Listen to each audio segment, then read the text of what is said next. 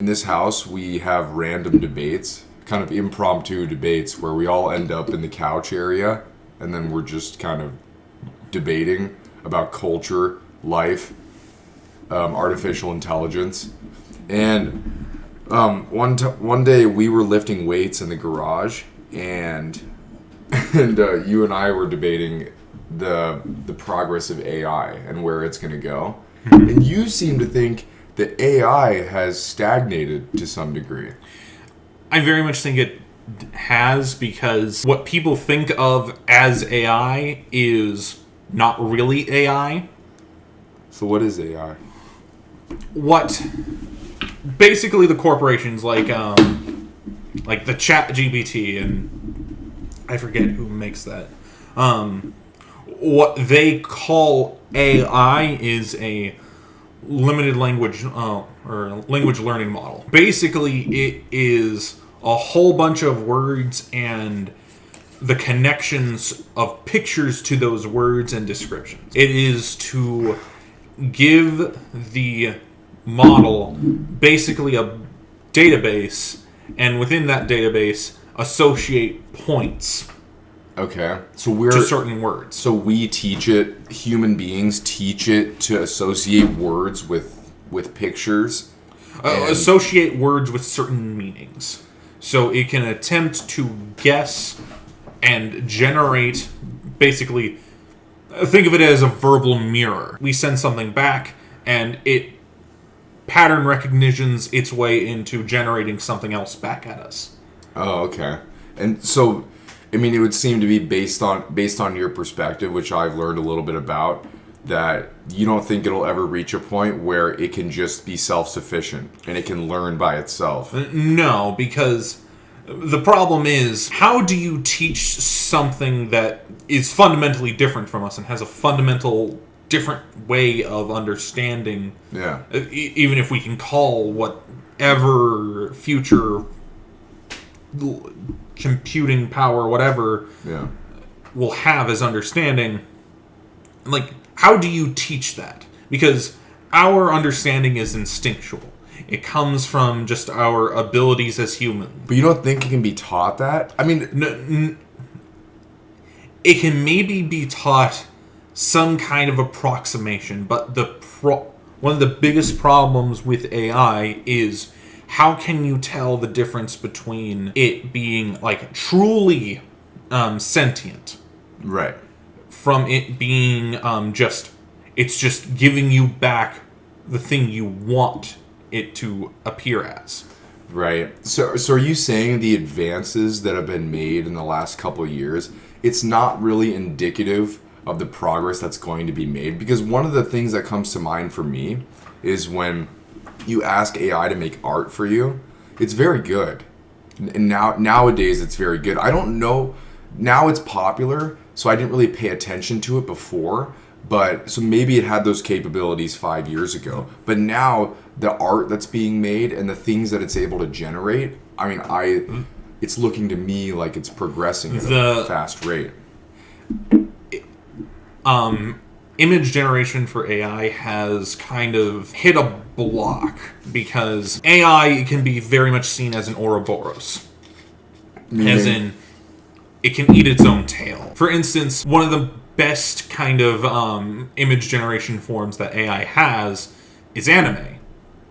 Do you want to know why? Because anime and kind of how they draw magna, I can never pronounce that properly, but that kind of general anime style, it needs to be able to be drawn in such a way that it can be easily repeated and redrawn multiple times. It's really conducive. Like animation, like with Disney. There's a lot it's really conducive to just a repetitive style that is constantly made in different ways. Oh, okay.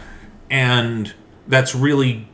And AI, and I should say, image generation can get that really well, because it's just copying. It's copying a whole bunch of stuff. It has a whole bunch of data, and it's just replicating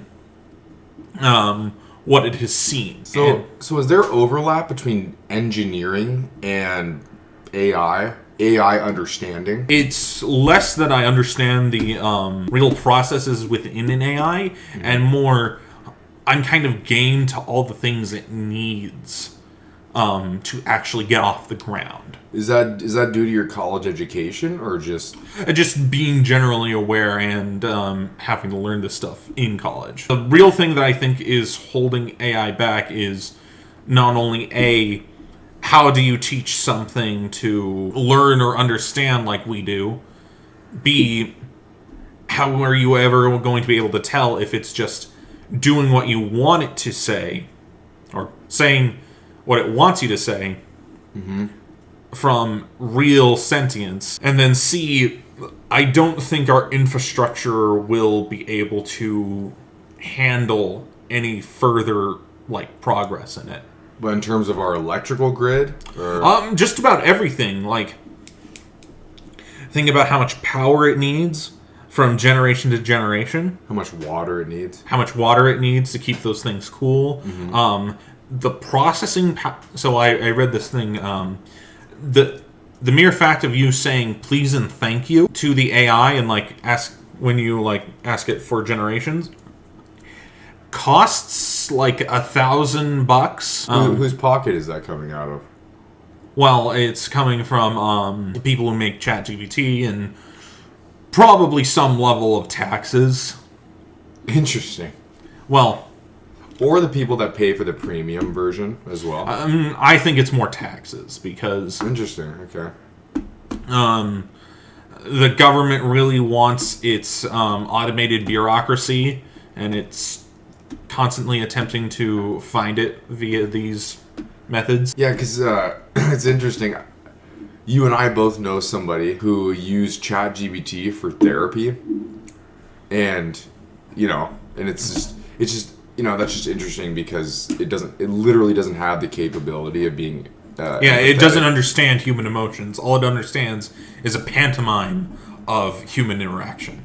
Right, so the words that it can generate when you ask it a question in regards to human emotions or advice, it's really just words that it understands is related to human emotions. Yeah.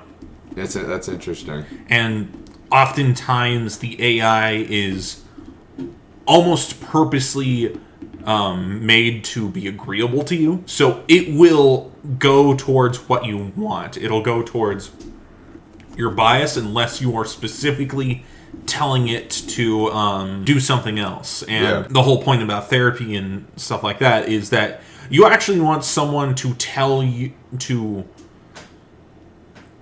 something different from you, to actually examine what you're saying, and if necessary, tell you if there's something wrong. Right. And this is just going to either conform to your bias that there is something wrong when there may not necessarily be, or that there is nothing wrong when there could be something wrong. And another thing that comes to mind is that as our personalities get dulled, because back in the 1990s, 1980s, when there was no social media, there was much more individualism. Everybody was much more their own person, but now there's millions of people that are privy to the exact same trend that's happening on TikTok. So as we kind of become more dulled down and we kind of look to the same places for information or influence, that could affect our ability to kind of think critically about it and be like, well, is this actually effective? What do you think about that? So I actually think that we're kind of going in the opposite direction. Okay. We're becoming more atomized, individualized, because now we can tailor-make our experiences to what we want. It's strange because it's doing this effect of both causing atomization, but also, everyone attempts to get you on to a trend. Mm-hmm. Because I think trends and everything existed throughout all of history. Yeah. The hippie movement. Yeah. The hippie movement was as artificial as they come with a lot of things. I think now it's more that trends are facing a lot of a shorter lifespan. Yeah, they certainly are. Yeah. Yeah, unless it is actually something truly revolutionary, it's not going to have much staying power in the general mass of people.